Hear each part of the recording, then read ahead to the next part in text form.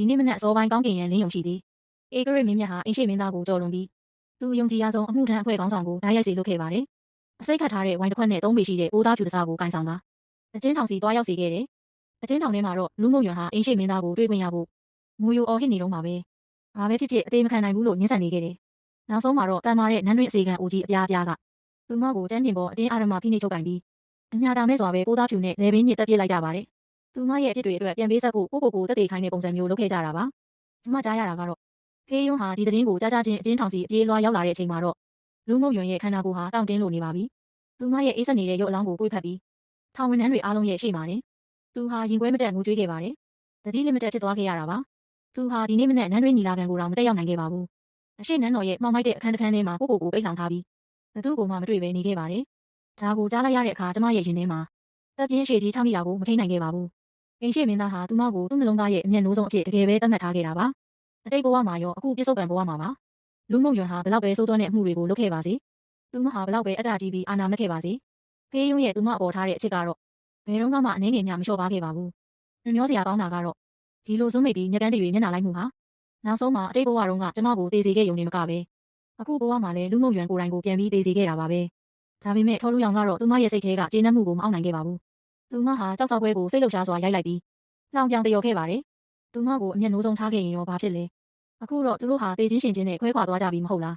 ားဒါဟာသူမရတင်ရထိုက်တဲ့အရာပဲငါတကယ်ပဲကြည့်ချင်သေးတယ်သူ့အသက်နဲ့လဲပြီးကာကွယ်ခဲ့တဲ့ဒီပထမအချက်ကိုဆုံးရှုံးလိုက်ရပြီးတဲ့နောက်ငါတို့ရဲ့တန်ရောစင်ကြီးလာတဲ့အင်းရှိမင်းသားဟာသူ့ရဲ့ကြမ်းရှိတဲ့ဘဝတက်တန်းကိုပို့ပြီးတော့တောင်ရက်ဆက်တဲ့အဲ့ဒီညီမနှစ်ယောက်နဲ့တူဘယ်လိုရင်ဆိုင်ဖြစ်တမ်းမလဲဘယ်လိုရှင်တမ်းမလဲဆိုတာကိုပေါ့အချိန်တွေဟာဖြတ်ခနဲတက်ွယ်သွားတဲ့အရေးလိုကုန်လွန်သွားခဲ့တယ်မျက်စိတမိတ်အတွင်းမှာပဲနှစ်အနေငယ်ကုန်လွန်သွားခဲ့ပြီအချိန်တွေကြာလာလေကျမလည်းအတိတ်ကနာကြည့်ချက်တွေနဲ့ရန်မျိုးတွေကိုပို့ပြီးလက်လွတ်နိုင်လာလေပါပဲမျိုးသားမင်းရဲ့အိမ်တော်မှာကျမကိုအသက်ထက်ချစ်တဲ့ခင်မွန်းတစ်ယောက်ရှိပြီးချစ်စရာကောင်းတဲ့သားသမီးမောင်နှံလည်းရှိခဲ့ပါတယ်ဘဝဟာအေးချမ်းပြီးပျော်ရွှင်စရာကောင်းနေခဲ့တယ်ဖေးယွန်းဟာရဲ့အကြောင်းကတော့ကျမတို့ကိုမသက်ဆိုင်တဲ့သူစိမ်းတစ်ယောက်လိုသတ်မှတ်ထားခဲ့တာကြပါပြီနန်းတွင်းရဲ့ကြီးကျယ်ခမ်းနားတဲ့နှစ်ပတ်လည်ပွဲတော်တွေအတွင်းမှာတော့မှကျမဟာအကြောင်းပြချက်ရှာပြီးအခွင့်ပန်တာဒါမှမဟုတ်အဝေးဆုံးထောင်တွေမှာပဲထိုင်လေးရှိပါတယ်သူနဲ့ထိတွေ့ဆက်ဆံမိနဲ့အရာမှန်သမျှကိုပြက်ပြက်သားသားရှောင်ကွင်းခဲ့တယ်ဘာဖြစ်လို့လဲဆိုတော့ဒီပုတ်တိုးနေတဲ့တန်ရောစင်ကျိုးဟာပြတ်တောက်သွားခဲ့ပြီမို့ခြေရလက်ရအကျွင်းကြံမရှိတန်ရှင်းရှင်းဖြတ်တောက်လိုက်တဲ့နယ်လို့ခံစားရလို့ပါဒါပေမဲ့လေကျမကပြဿနာမရှာပဲငင်းရင်အောင်ပြဿနာကကျမစီရောက်လာတတ်ပါတယ်အဲဒီနောက်တော်တော်ကြာတဲ့အခါမှာတော့ဧကရစ်မင်းမြတ်ကြီးနှိပ်ရွာဆန်သွားခဲ့ပါတယ်ဖေးယွန်းဟာတူးလေးသောအင်းရှိမင်းသားဖြစ်တဲ့အတွက်တဘာဝအတိုင်းပဲဧကရစ်အဖြစ်ထီးနှန်းကိုဆက်ခံခဲ့ပြီးကြီးမြတ်တဲ့ချင်းအင်ပါယာရဲ့အထွတ်ထိပ်အုပ်ချုပ်သူဖြစ်လာခဲ့တယ်နန်းတွင်းကိုဟန်ချက်ညီစေဖို့နဲ့အကျွေးမဲ့မျှတမှုကိုထိန်းသိမ်းဖို့အတွက်လူငုံရွံတည်ဆုံးပြီးတဲ့နောက်ဖေးယွန်းဟာအလွန်ထူးဆန်းတဲ့ဆုံးဖြတ်ချက်တစ်ခုကိုချခဲ့ပါတယ်သူ့ရဲ့ပြီးတိတ်ခံပွဲအခမ်းအနားမှာသူဟာမိဖုရားကောင်းကြီးကိုတင်းမြောက်ခြင်းမပြုခဲ့ပါဘူးပထမမိဖုရားနေရာကိုလုံးဝကျော်လွန်ထားခဲ့ပြီးတစ်ချိန်တည်းမှာပဲဂျောင်းမုံကြီးနဲ့ထော်လူရောင်တို့ကိုယာရုတိုးမြင့်ပေးခဲ့ကသူတို့ကိုအစဉ်တန်းတူညီစွာထားရှိခဲ့ပါတယ်သူတို့ကိုမြင့်မြတ်သောကျင်ရတော်ရှုနဲ့မြင့်မြတ်သောကျင်ရတော်တို့လိုအသီးသီးပွဲအမိပေးခဲ့ပြီးနန်းဆောင်6ဆောင်ကိုပူးတွဲစီမံခန့်ခွဲစေခဲ့တယ်ဒါပေမဲ့ဒီလိုအပေါ်ယံဟန်ချက်ညီမှုဟာအဆောင်တွင်းမိဖုရားများကြားငင်းချမ်းမှုကိုမဆောင်ကျင်းပေးနိုင်ခဲ့ရုံနဲ့မကပဲအဆုံးမရှိတဲ့တိုက်ပွဲတွေကိုမိမွေးပေးလိုက်တဲ့မိစာဖြစ်လာခဲ့ပါတယ်ဂျောင်းမုံကြီးကထော်လူရောင်ပါမာနကြီးပြီးအာနာမတ်မောတဲ့မျိုးသမီးတွေဖြစ်ကြတယ်ဘယ်သူကမှနောက်တစ်ယောက်ကိုအလျှော့ပေးဖို့အစီအစဉ်မရှိကြဘူးလွတ်လပ်နေတဲ့မိဖုရားကောင်းကြီးနေရာကိုလူယူဖို့နဲ့အင်ပါယာကိုဆက်ခံမဲ့တရားဝင်သားဥယျာဒနာကိုဖွားမြင်နိုင်ဖို့အတွက်သူတို့နှစ်ယောက်ဟာနန်းတွင်းထဲမှာရက်ဆက်ကြောက်မက်ဖွယ်ကောင်းတဲ့အတွင်းစစ်ကိုဆင်နွှဲခဲ့ကြတယ်ဒါဟာဆယ်စုနှစ်ချီကြာမြင့်ခဲ့ပါတယ်ဒီနေ့ညီကငါအစားအစာတွေတရားခက်ရင်မနှက်ပြန်ကနန်းတွင်းသမားတော်ကိုလက်ထိုးပြီးညီရဲ့စိတ်ငြိမ်တဲ့တိုင်းထဲမှာသားသမီးမရစေတဲ့ဈေးတွေထည့်ခိုင်းမယ်ဆိုတာမျိုးပေါ့သူတို့ဟာအဆောင်တွင်နန်းတော်တစ်ခုလုံးကိုညစ်ပတ်ဆိုးသွမ်းပြီးသွေးစွန်းတဲ့စစ်တလင်းအဖြစ်ပြောင်းလဲခဲ့ကြတယ်နန်းတွင်းတွေကိုအသစ်ဝင်လာတဲ့ကိုလုတ်တော်ငယ်လေးတွေကအရေးချင်းအနေငယ်ပြသနိုင်သူဒါမှမဟုတ်ဧကရရဲ့မျက်နှာသာပေးမှုကိုရရှိသူရှိရင်နောက်ဝက်အတွင်းမှာတင်အကြောင်းပြချက်မရှိရင်းနစ်သေးတာဒါမှမဟုတ်ကိုဝင်ပြကြပြီးယူသွတ်သွားတာမျိုးဖြစ်ကြရတယ်အဆိုးရွားဆုံးအပိုင်းကတော့ဒီလိုအဆုံးမရှိရက်ဆက်တဲ့တပ်ဖြတ်မှုတွေကြားတယ်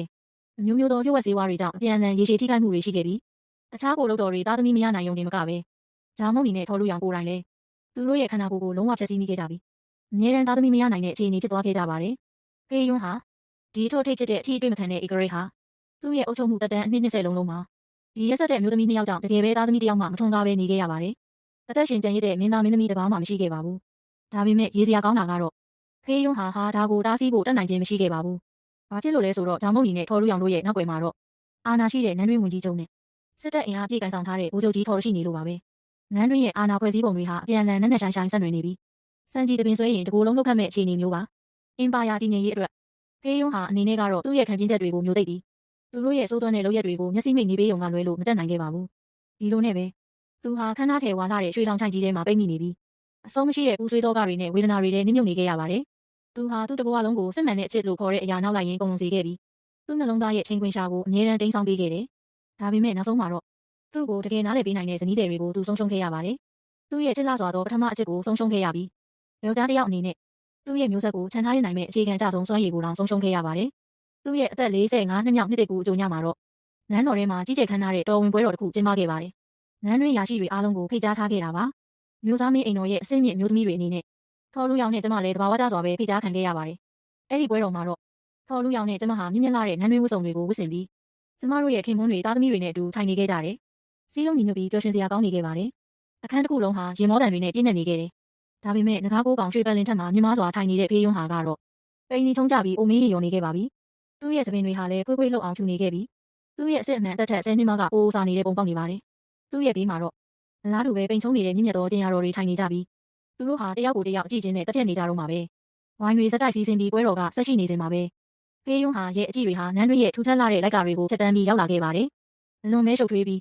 လုံးဝကိုအထီးကျန်ဆောက်တည်ရမရဖြစ်နေတဲ့အကြည့်တွေနဲ့ထော်လူရောင်နဲ့ကျမစီစိုက်ကြည့်နေခဲ့တယ်။ကျမတို့မျက်နှာပေါ်ကစစ်မှန်နဲ့ပျော်ရွှင်ပြီးကျဉ်းနေတဲ့အပြုံးတွေကိုကြည့်ရင်